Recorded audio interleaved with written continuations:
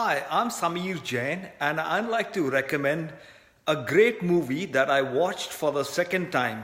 It's a great documentary, The Fog of War 11 Lessons from the Life of Robert McNamara. And I think it's especially relevant in the context of denuclearization discussions that are happening between the United States and North Korea. And as President Trump prepares to talk nukes with Kim Jong un, he risks repeating past US failures and even alienating allies. So, this movie has some great lessons. My impression is that The Fog of War is more also about creating a better world, engaging the hearts, the mind, the gut of decision makers whose decisions affect the life and death of nations.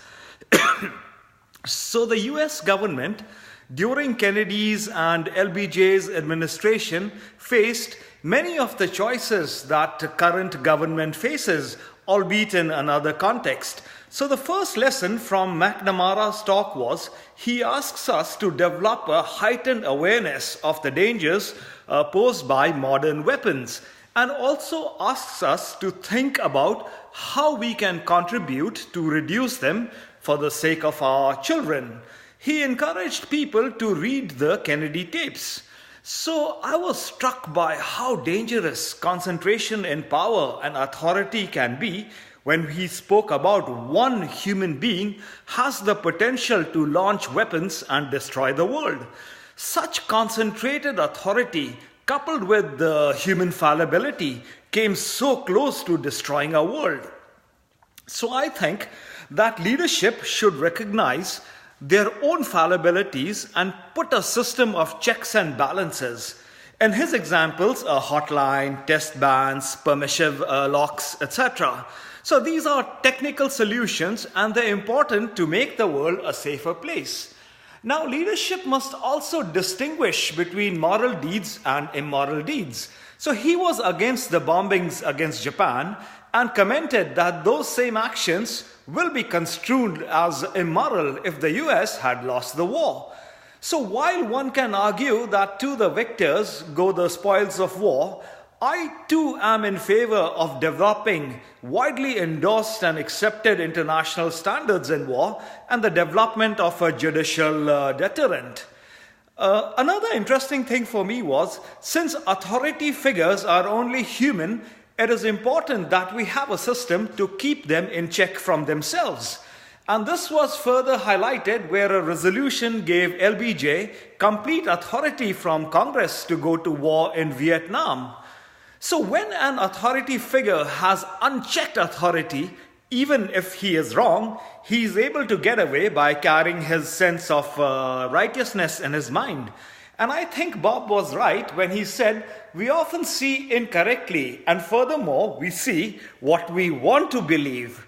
So in war, belief and seeing are often wrong, and therefore mistakes happen.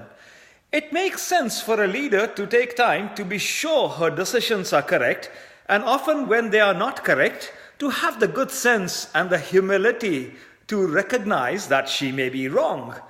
The importance of empathy too cannot be emphasized, I beg your pardon. Bob says that they were able to put themselves in the skin of Soviets during the missile crisis, which helped save the world. They did not do so in Vietnam, where the Vietnamese saw it as a civil war, and those of us in the US saw it as Cold War. Both sides did not empathize, and this led to a complete breakdown. So leadership should have been about being more sensitive to the culture, the history, the aspirations of the Vietnamese people. And deploying empathy can help a leader diffuse tense situations. And of course, it is important for a leader to surround himself with people capable of empathy, as in this movie Ambassador Thompson was. I wonder if we as a nation are less empathic now than we were, say, 20 years ago. Repeatedly, we see unilateralism, and indeed, it is a tool of foreign policy now, And it makes sense when one nation has a global hegemony in a multi-unipolar world. So in most leadership situations, outside politics and outside our context these days, this is not the case, for every authority figure has to work with a team of people.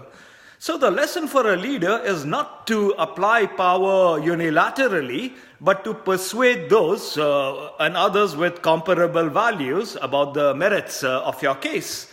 So if you cannot do that, you need to re-examine your reasoning.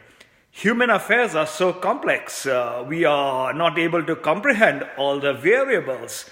So it would be an uphill and a fruitless battle many a time to try and change general human nature. And cold logic and reason has its limits when interacting with people or when leading them.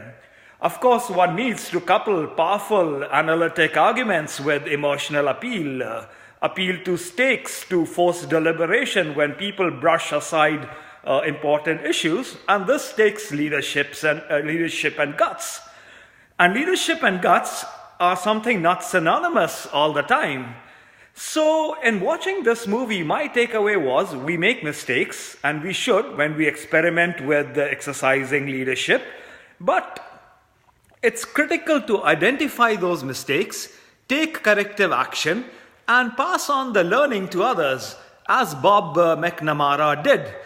It's a great movie, and I heartily recommend it to everyone. So I'm signing off now. Thank you.